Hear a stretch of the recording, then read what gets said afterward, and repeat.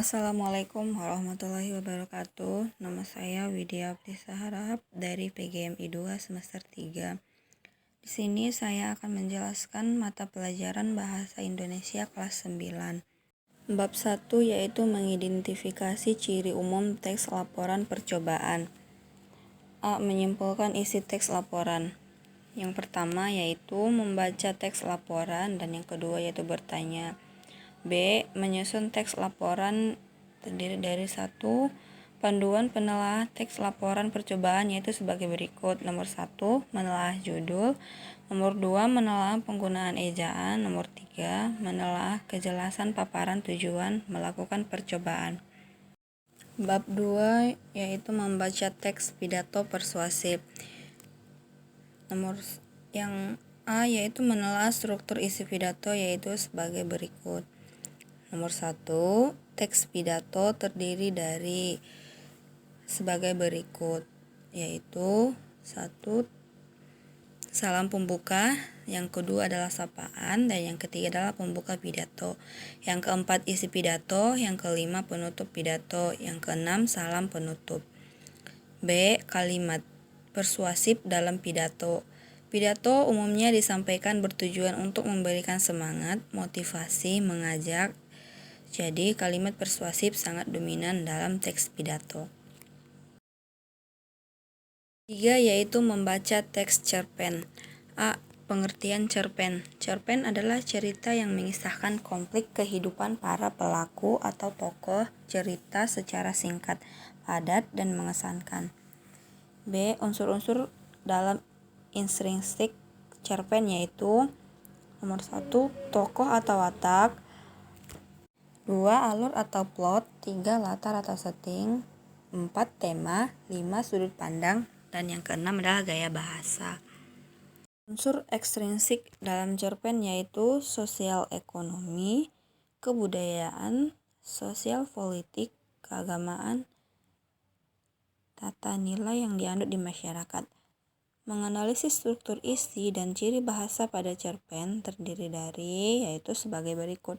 Yang pertama adalah judul, dan yang kedua adalah orientasi atau perkenalan, yang ketiga adalah komplikasi, yang keempat adalah klimaks, yang kelima adalah resolusi, dan yang keenam adalah amanat atau pesan moral, yang ketujuh adalah memuat sudut pandang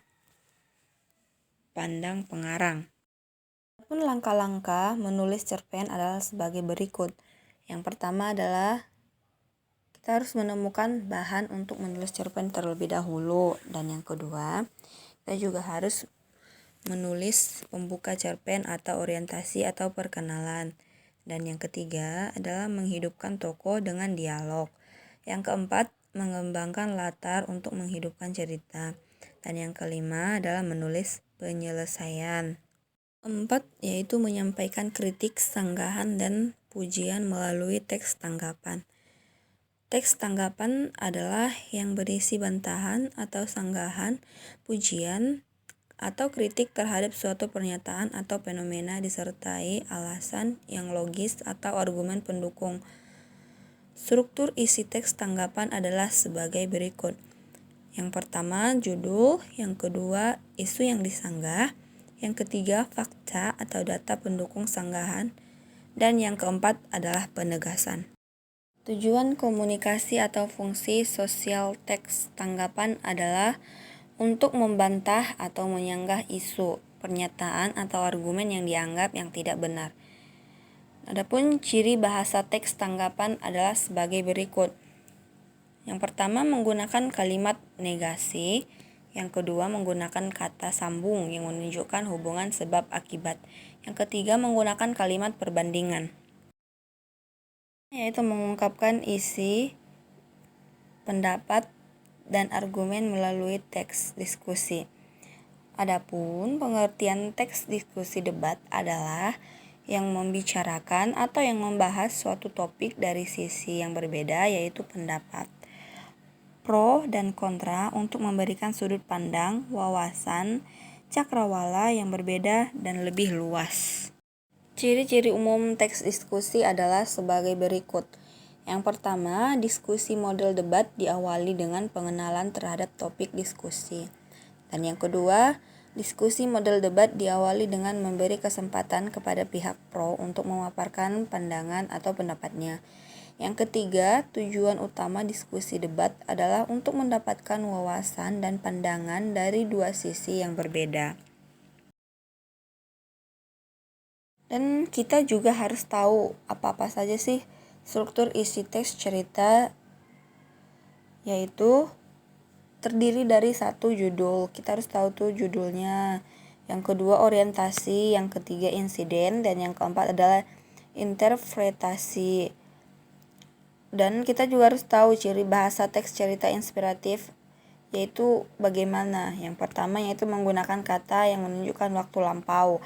Di dalam teks cerita itu kita harus lihat dia menggunakan kata lampau atau tidak. Yang kedua yaitu menggunakan kata kerja yang menunjukkan urutan.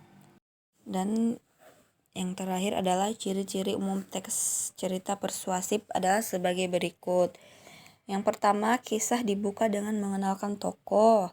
Yang kedua, teks cerita inspiratif memaparkan suatu cerita atau tokoh. Yang ketiga, ada hikmah yang dapat dipetik dari suatu insiden.